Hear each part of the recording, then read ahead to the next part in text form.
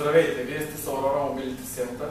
В този видеоклип ще ви покажем нагледно някои от упражненията, които може да провеждате вкъщи при профилактика за гръбначно изкривяване.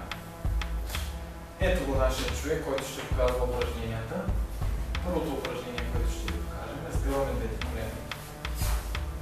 Ръцете са успоредно на тялото и от тук повдигаме таза нагоре, като спазваме линията на трупа и на бедрото да са на една и съща равнина.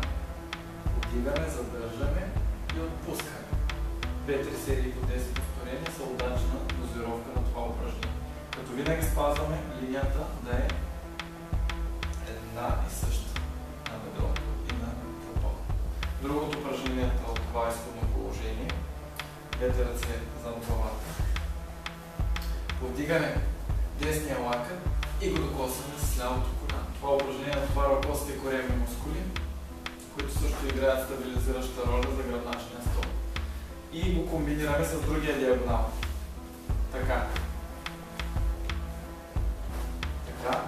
От същото изходно положение може да се приложи обикновената коремна прес с повдигане на трупа, като гледаме е достатъчно тук да отлепим лопатките от постелката.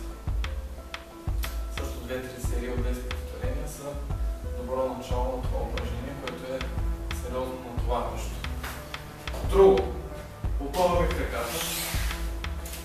Ръцете са успоредни на тялото. От това положение повдигаме единия изпънат долен крайник. След това повдигаме и другия долен крайник. Така. Повдигаме десния. Така. Друго упражнение с сгънати колени. От това положение въртим колело. Това са упражнения, които натоварват коремната стена. Може да сменим посоката на въртение.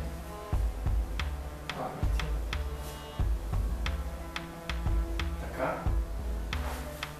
Отпускаме краката. Друго упражнение, което може да направим. От страничен лек, т.е. завъртаме лицето, което извършва упражнението на една страна. Долният крак, опорният, е сгънат в коляното за стабилност, а горният е опънат. От това изходно положение повдигаме крака нагоре, като следим пръстите да бъдат сочещи към стената. Тук се следи да няма компенсация в тазобедрената става, т.е. крака да не е сгънат, а бедрото, линията на бедрото, на трупа и на подбедрицата държите на равнина. 2-3 серии от 10 повторения е нормално за начало. Това, разбира се, може да бъде изпълнено и на другата страна с другия крак, абсолютно симетрично. След това завъртаме по очи. Слагаме двете ръце под брадичката.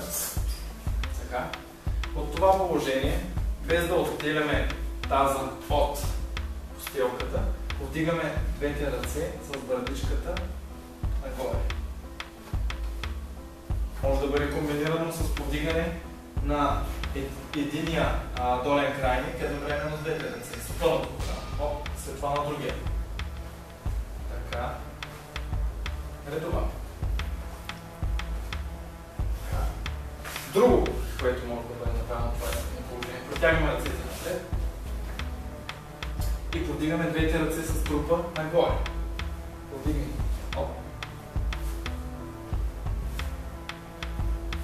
Така. Сега заставаме в коленна опора, т.е. сгъваме коленете. Заставим на колене. От следващото изходно положение, именно коленна опора, ще покажем това упражнение. Тук се спазва правило за 90 градуса в тазобедрена става и 90 в коленна става. Нашият човек ще направи следното упражнение. Вдигаме корема нагоре и едновременно даваме главата надолу и обратно. Така. Максимално надолу корема. Нагоре максимално корема.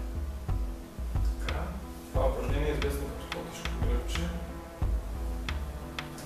Друго упражнение. От същото изходно положение. Повдигаме с абсолютно равен гръб десния крак назад с спънато коляно.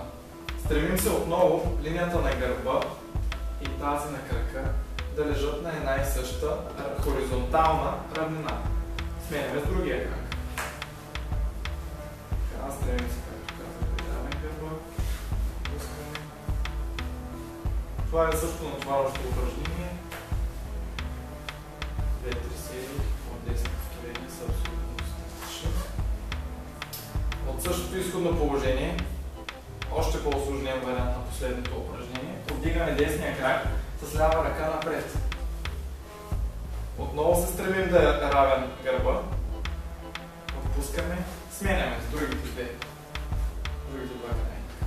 Така, така, така, добре, така и още едно упражнение. Това е изходно положение. Завъртаме в страни трупа. Като ръцете с малки крачки, ситни крачки, завъртаме трупа, без да завъртаме краката. Сега връщаме към центъра и даваме надясно. Така, и връщаме към центъра. Малки крачки, малки. Така, вляво, връщаме към центъра. Вие бяхте с Aurora Mobility Center, следете новостите в нашия сайт.